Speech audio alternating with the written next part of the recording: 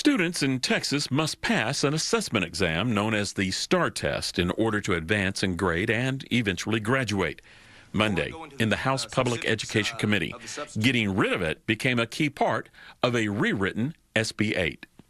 The STAR test would be completely eliminated no later than 2027-28, subject to federal approval of new assessment. The proposal to replace the STAR test with a new process and a new draft of SB 8 is essentially a political carrot, an attempt to revive a school voucher program called Education Savings Accounts. The substitute establishes accountability related to the ESA program, and participating students that receive funding are required to take the same standardized assessments that would be administered to a peer in a traditional public school. The full House earlier in the session rejected the idea of putting a voucher plan into the state budget. That sentiment was voiced again Monday by San Antonio Republican Steve Allison. ESA or voucher provisions, we can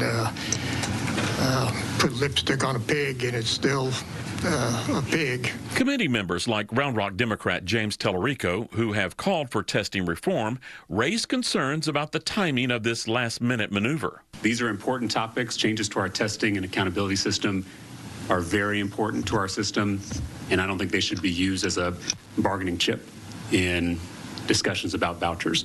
Sunday night, Governor Greg Abbott, in a statement posted online, urged lawmakers to send him a school choice bill to sign.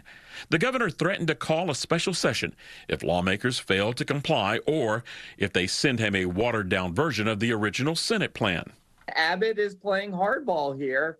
Political analyst Brian Smith says the governor can win this fight even if the voucher issue fails during the regular session. He's going to use that time to make deals, to get people online with other special session items. So that's a way that the governor can get what he wants, and then also the intransigent legislators are then able maybe to get what they want in the special session. But again, legislators are going to have to face the voters on this. During the hearing, committee member Brian Harrison sparred with public school advocates over who will benefit from school choice. Right now, rich Texas families have educational options, educational freedom, and on average, poor Texas families do not. Representative Alma Allen doubted vouchers will help and argued investing more money into public schools was the answer.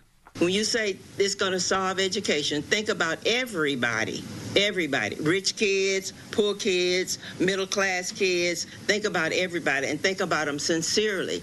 You're not providing anything for poor kids.